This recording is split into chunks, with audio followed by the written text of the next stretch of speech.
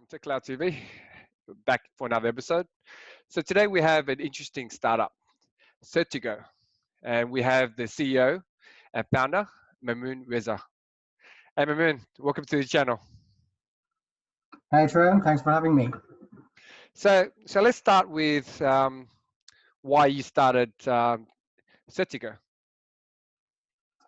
Sure, look, having worked for many years across various industry and organizations, both large and small, I realized that there was a gap in the cybersecurity market.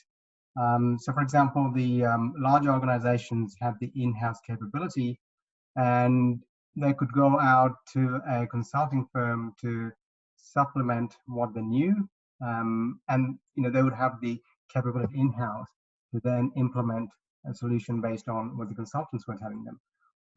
However, with organizations who didn't actually have the know-how on cybersecurity or the people in-house who were skilled enough, so you're talking about say SME, and they are often running, say, like they've got a IT manager kind of person doing their cybersecurity, and often they're under pressure to find a solution that go to the market, they'll buy something and just implement it and thinking, okay, well, I've solved the problem. But those who know cybersecurity understand that it's actually not, it needs to be holistic. You need to understand what the problems are, and you need to figure out what's the best way to protect your company against these problems. And just, say shooting point solutions doesn't necessarily always solve the problem. So that was a gap, whereas, if you bring in a consultant, they could tell you what to do, but they don't necessarily stay through the whole course implementing the solution for you. So that was the consulting side. But you could go out to the market and you could buy a solution, but then you're not sure if you're buying the right solution, or if that's the best fit for the problem that you're trying to solve. So it was a matter of just putting both together. And I felt, having worked for many different companies, even consulting firms, that there was a gap in the market, especially for the SME sector. Yeah, I can see that. So we're saying that I guess security, IT security, is not it's basically not a one shoe fits all. It's basically has to be customized to what the business wants to do.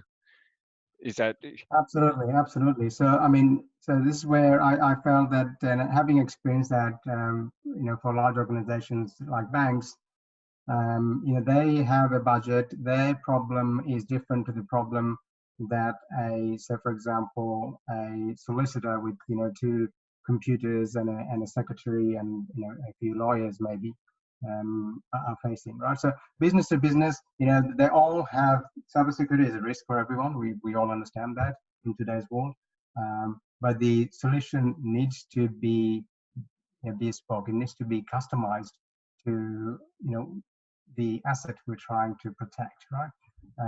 So for example, the banks, they have a lot more to lose, so they have a much bigger budget.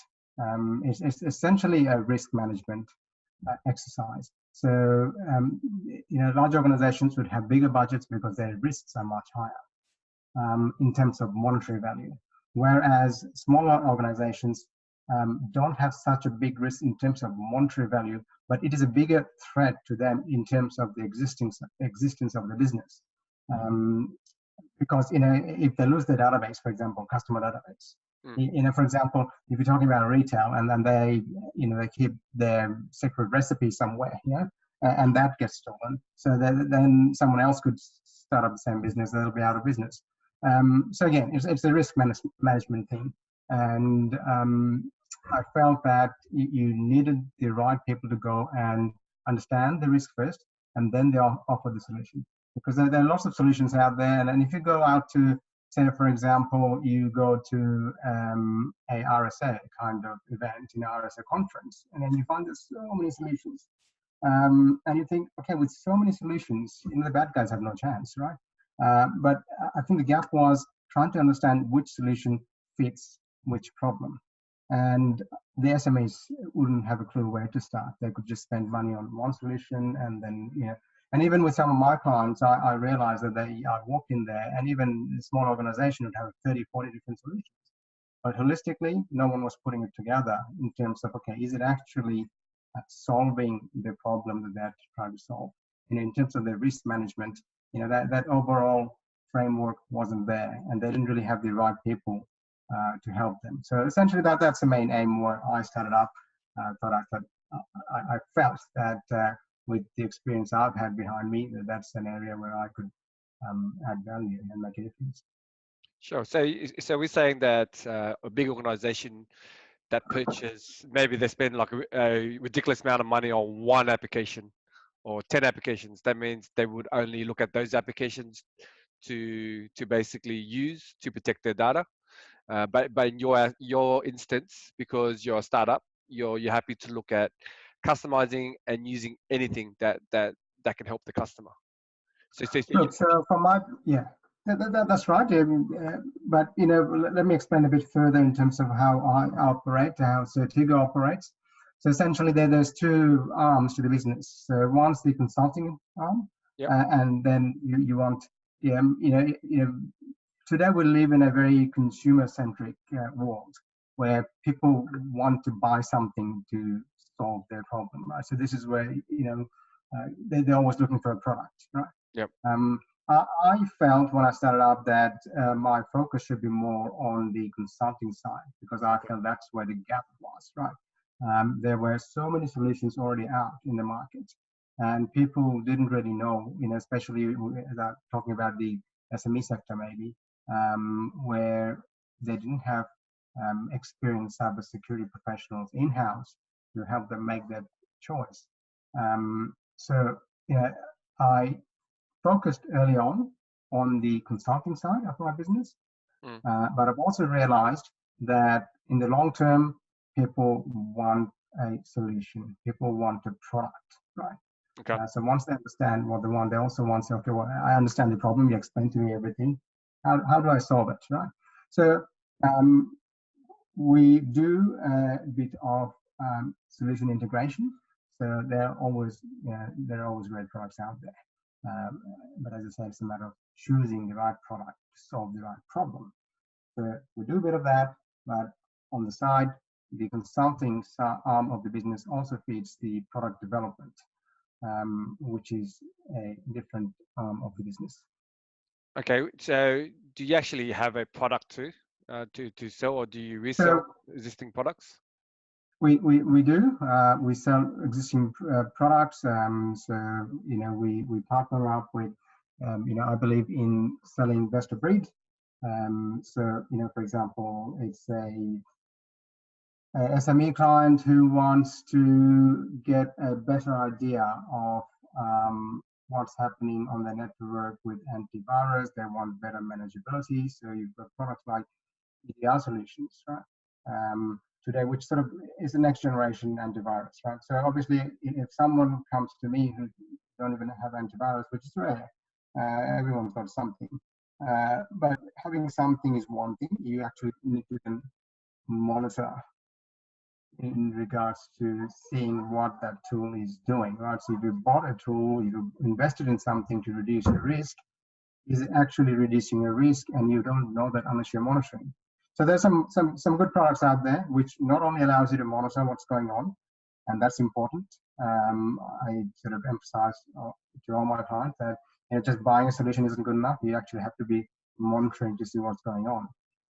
But there are also some software which falls in the EDR category where you can actually do remediation, for example. Right? You can actually take action. It's not just knowing something's happened. You can then, you can take a computer offline if it's deemed to have been compromised or has found some sort of malware. You can also even roll back. So obviously, depending on the client's needs and what level of maturity, one thing I tell my clients is that cybersecurity is never, there's no such solution as 100% secure, right? So it's a matter of just improving your maturity in regards to where your business needs to be and what is the risk that you are trying to protect against.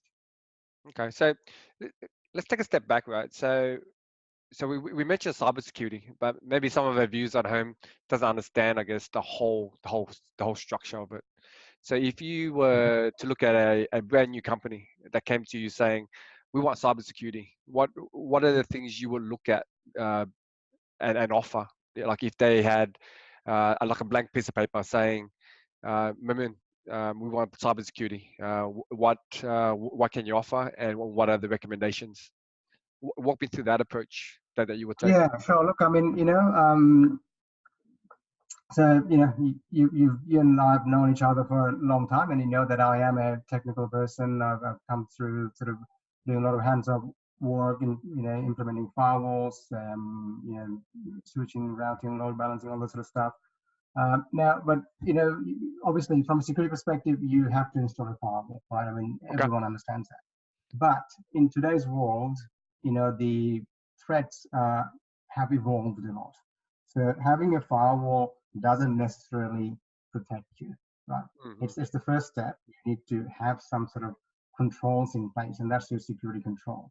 But in today's world, all the threats are actually the ones that are coming through your firewall, right? So you're Yeah. looking at the application, and you got to have you can't block those because you need to allow access to your application, right?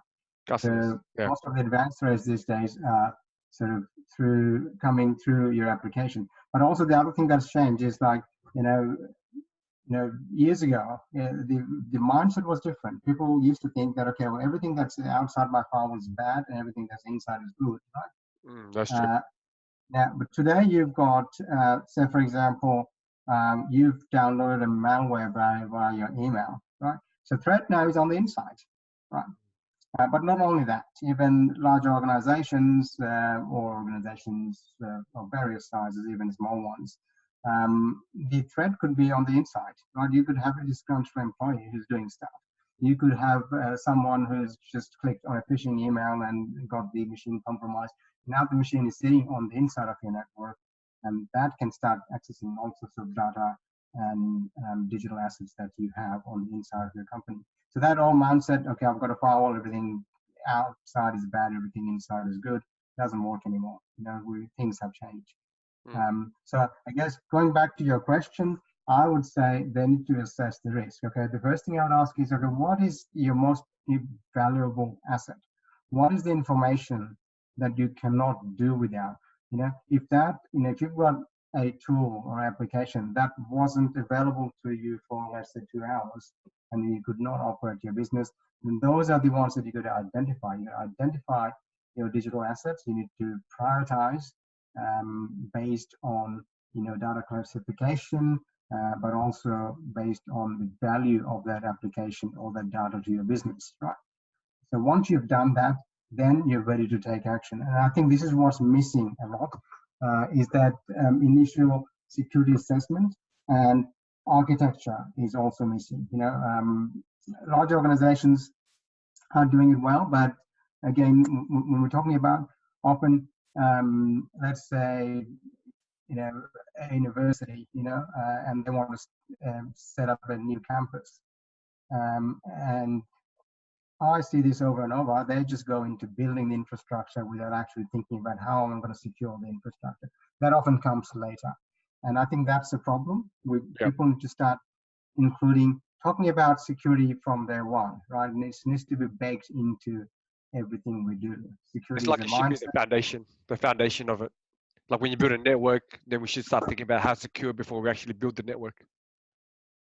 Exactly, exactly. I mean, again, it's like I use the analogy of architecture in the real world, right? If you're going to build a building, are you going to have an architecture on day one? Um, do you engage an architect, Yeah. or do you engage the architect after you finish the building and say, hey, look, yeah, this is what we've done. What do you think? But I think in the digital world, we have projects that involve infrastructure that are quite expensive. These are large projects, but again and again, what I see is that people leave the security aspect of it till the end. Right? It's like, okay, well, here's the building. We haven't, again, analogy of the physical world, right? So if you want to build a building that has security built into it from day one, then you want to reflect that in the design, not build everything and then go, okay, where do we, put the iron grills to secure it, right? That often doesn't work very well. Yep, that's interesting. Interesting view on it. Yeah, you pretty much gave us a picture of technically how it all works, and also put it into the building aspect, so it allows people to understand what we're talking about. So yes, Yeah, let's look, move. I think one thing just to, if I could add to that is, Mm, people often think of cybersecurity as a technical problem, and you leave it to the tech guys. These are decisions that the tech guys can't make, right? These are often needs to happen at the senior management level, right? So they need to bring in they need to engage the senior management early, explain to them the problem, and ensure that someone is engaged early on do their cybersecurity architecture. Give them good advice on how to manage the digital assets, and how to ensure. Like, one thing is to build something secure, but if you don't have a process in place, then you need one person to click on a phishing email, yeah. and everything gets undone, right? So again, there needs to be process, there needs to be education, but everything needs to start with the conversation in the first place, that, okay, we have a problem, and it's a business problem. This is not a tech problem, right? It's a business problem, and we need to have that conversation at that level. Okay, so what I'm saying, what I'm hearing is, so we need plans. So okay, we've got this perimeter plan where we're securing everything. Okay, this email comes in, is a phishing email. What do we do now? There should be like an emergency plan where, okay, we've tried to isolate the issue, so then things aren't as affected as it would be if you had no plans in place. Then that phishing email can affect the whole network and pretty much take down everything. That's right. That's right. So what I'm saying is that, okay, obviously you need to start with having a cybersecurity program. You need to build your solution with security in mind, but that is not the you know um, end of the story, right? Yep. It's a cyclical approach. It's essentially, say, continuous improvement cycle, right? And the cycle is completed by educating your people, having process, policy, in place, so that, okay, well, my policy says that if I suspect a phishing email, then I should report that rather than just click on it, right? Mm, And then obviously, as you were alluding to before, that, I mean, sometimes humans will make mistakes. It's very normal. So what happens if someone has incorrectly inadvertently rather clicked on a phishing email, right? So then we need to have a process in place of how to deal with it, right?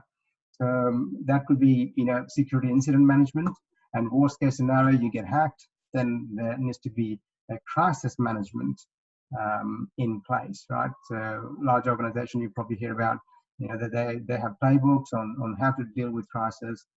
So again, um, part of Certigo, my company, what we do is we go out and help people prepare for crisis management, right? So we can do desktop simulation exercises. And again, with these things, we've done this in the past when we work for large banks, and they will have um, a DR drill kind of yeah. scenario, where everyone goes out on a weekend and you work out of the alternate side. So again, same thing with cybersecurity. You need to have that level of preparation, Yeah. and the more practice you do, it's just having something on paper isn't necessarily going to solve the problem. People need to understand how to follow these things, what to do, what is their role, if something happens. So those sort of things, again, is, as I said, there is no such thing as a 100% secure solution when it comes to cybersecurity. You can never attain 100%. It's a matter of, you know, understanding, what is the highest risk, and trying to mitigate that risk, Yep. or and if you can't mitigate all of it, you can also transfer some of the risk. But the aim of the game here is to try and improve your maturity, and that might not happen on day one. It might not. It's a thing that happens over time, But organizations who take cybersecurity serious, they will be doing something every year to improve their maturity. So, which essentially means that okay, if they're they're about to 85% this year, next year they might want to go to 87% or 88%. I'm just giving out some numbers here, Yep. but the idea is to try and improve over time. But that is only possible if you've got a cybersecurity program in place, right? A lot of organizations don't even have it, and they don't actually know how to measure where they are. And I think that's false sense of security. We've got firewalls, we've got antivirus, so we should be safe. But as we've seen in recent years, and even the largest organization can get hacked. Anyone can get hacked. You can't be sure that whatever you do, you're going to be totally protected, because one of the issues that you see is zero-day attacks. Things we can only protect ourselves against things and threats that we know, but there's always going to be things that we don't know, and you're always going to be vulnerable to that. Sure. Thanks for that answer, Mamoon. So just moving on. So if I was a client and sorry, if I was a customer and I wanted to, I guess, use a cybersecurity expert company, why would I use Certigo rather than going to like a big name that has a lot of people, has a lot of resources, and I guess a lot of know-how? So just talking to why people should, I guess, use your company rather than someone else's. So look, yeah, sure. Good question, and I think again, it depends really on the client. As I said, large organizations have more budget available, right? I mean, and for them, it might be worthwhile for them to go to a larger organization to get their advice, or they might decide to buy a solution where it comes with the consultant, right? And they might get a bit of free consultancy because they're paying $1 million for the solution or whatever it is, right? But not everyone is in the same situation. They don't necessarily have the same budget, right? So my clients are mostly SME clients, and this is why I decided to start Certigo, because I felt that they were sitting ducks essentially. They didn't have the maturity, but with the state of cybersecurity as it is today, everyone's vulnerable. So if we take a SME kind of client, and I can speak from experience. One of my clients was going to one of the big fours, and essentially they would get someone to come out and do an audit and do a big report. And that could cost them anything between $10, $20, $50,000, right? Yeah. But the problem was that year on year that they were getting this report that they weren't doing anything about it, right? Because they just didn't have the capability to actually pick up the report and fix the problems that were highlighted in the report. So with me, I would want to see my clients see what the problem they have, but see it through to the conclusion. Right? I'm not only doing advisory, I am hands-on enough so I can actually tell them, okay, these are your problems. This is probably the best solutions out there in the market today to address those problems. I'll help you integrate that in your environment, and then I'll help you set up how you want to monitor. Right. So essentially, again, it's not about me just going there and just giving them a product and walking away. It's me going there, understanding their problem, finding a solution that works for them, showing them it works, and then teaching them how to use that before I move away. And the other thing is I'm always available for additional follow-up or consultancy. So essentially, look, for me, it's very much the focus is on the client, right? So that's what I say to my clients is I will provide a end-to-end service. I'll be there to see it through if they have any issues. Sure. So the buck stops with you. So you come in, you basically check it out, you review, and then you actually put the plan in.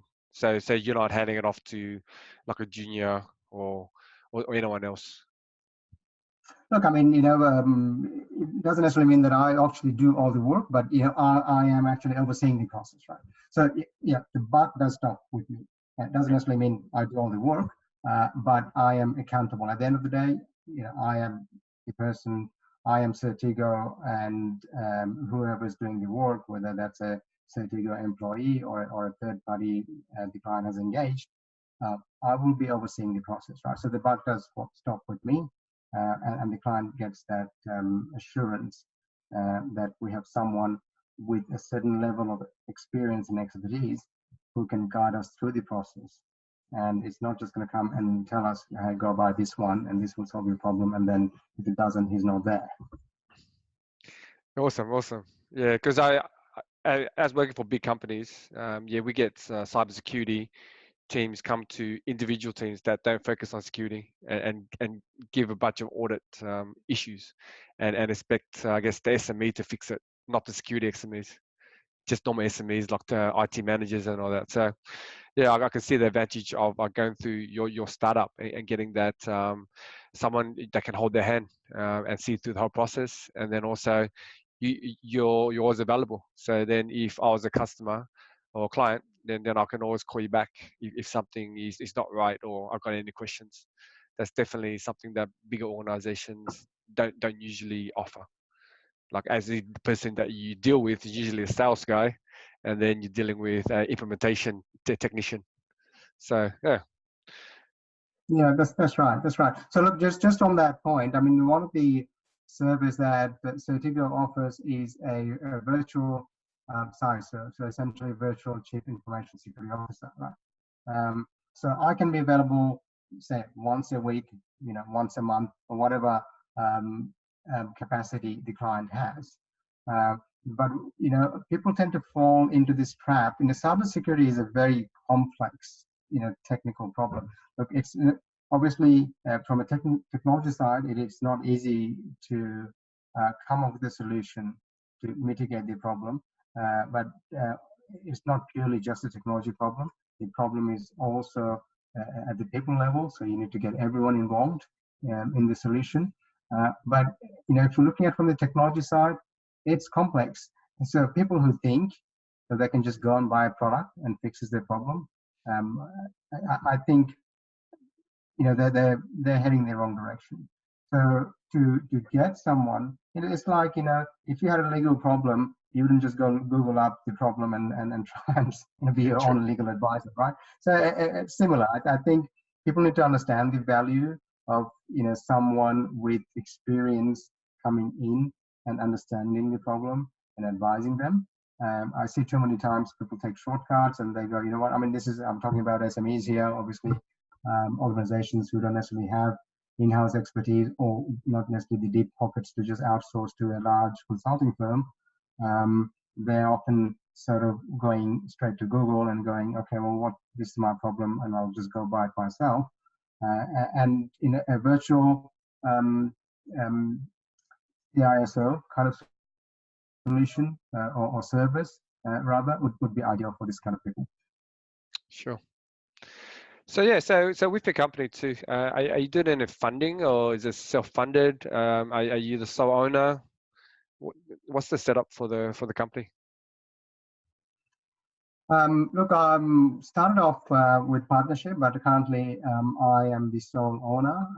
I think with startups, it's a lot of work, and unless everyone is in sync with what needs to be done and putting in equal amounts of effort, it gets very difficult to work in a partnership.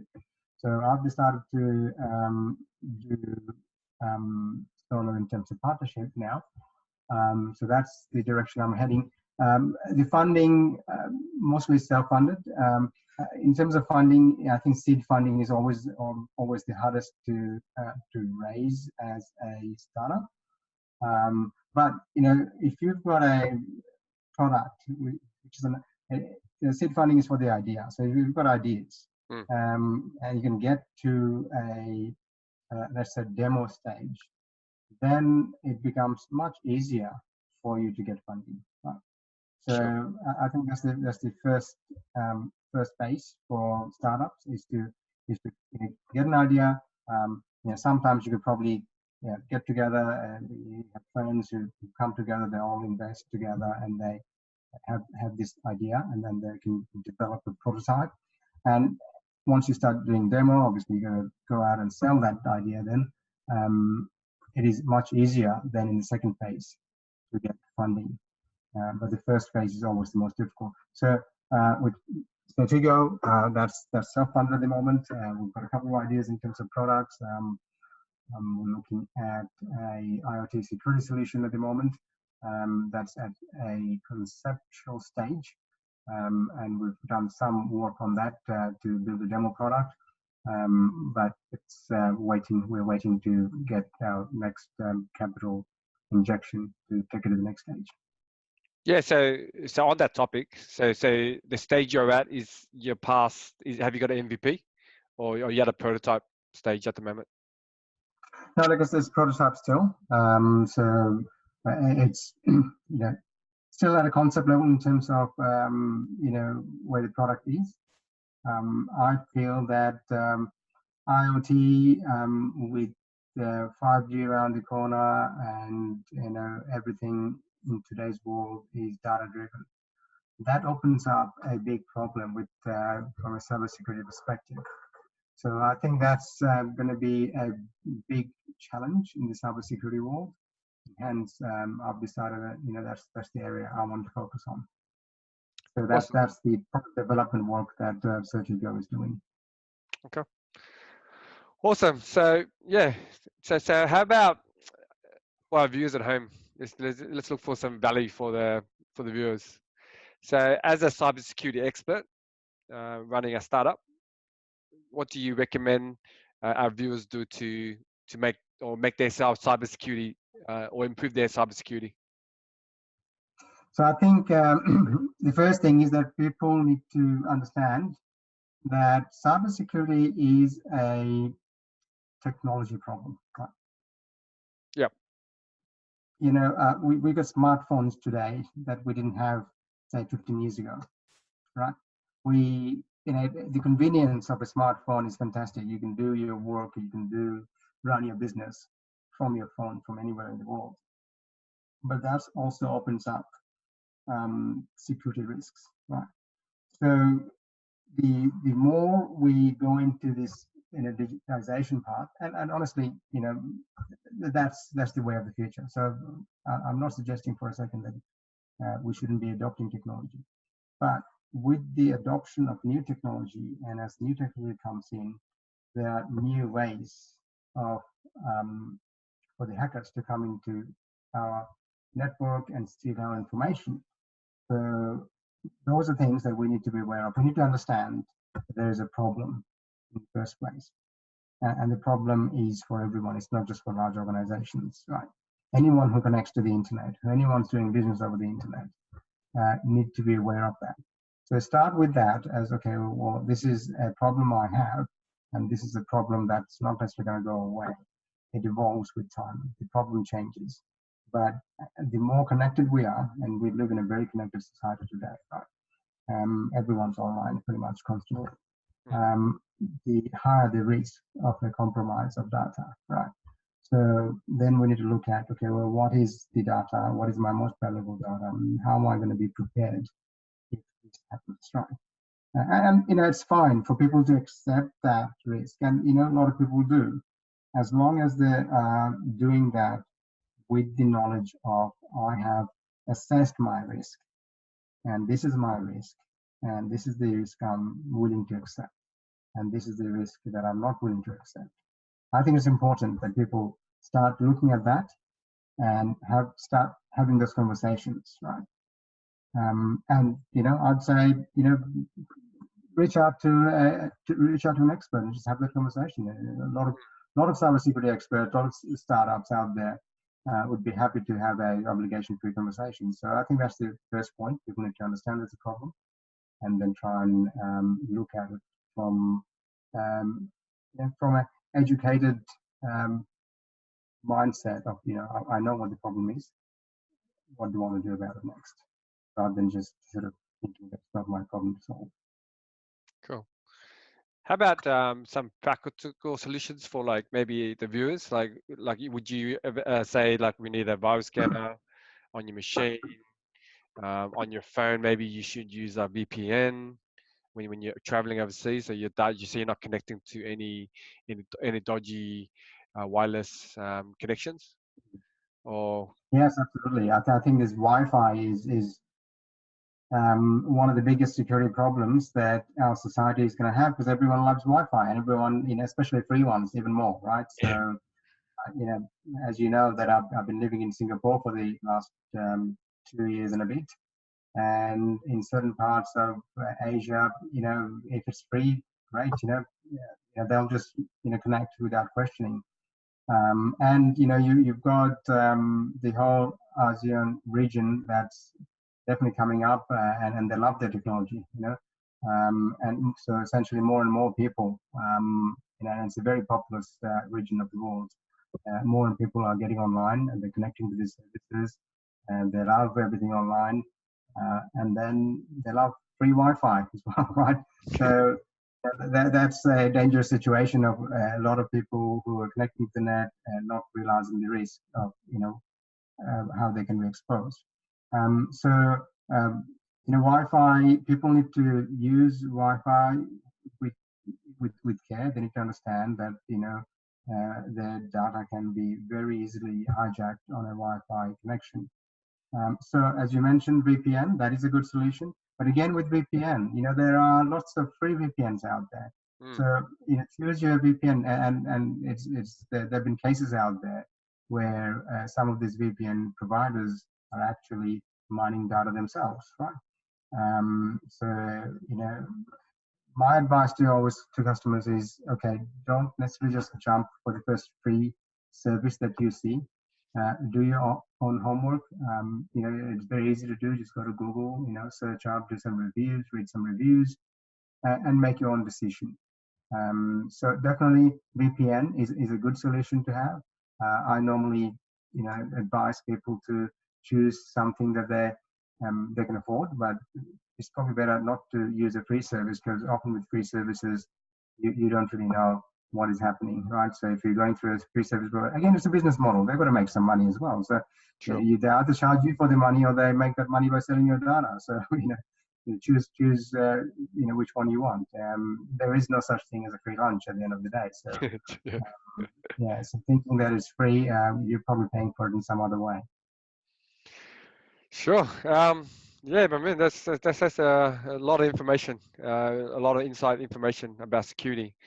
So yeah, I guess we just sum up the AMA. Thank you for your time, Mamoon. Thanks for No giving up. worries, no worries. This is something I'm passionate about. I started the company, feeling there's a gap out there, and to try and help people out. I've gone out, and again, this is something that education of cybersecurity is very important, right? So and we need to teach our kids as well. So I've gone out and spoken to kids at schools, and it's actually quite satisfying to do that. So I'm going to try and make a bit more time to go out and talk to people, in real life people who need to understand about cybersecurity, and start with the kids. We need to educate them as well. So the education aspect of cybersecurity is very important, and I'm always happy to share what I know.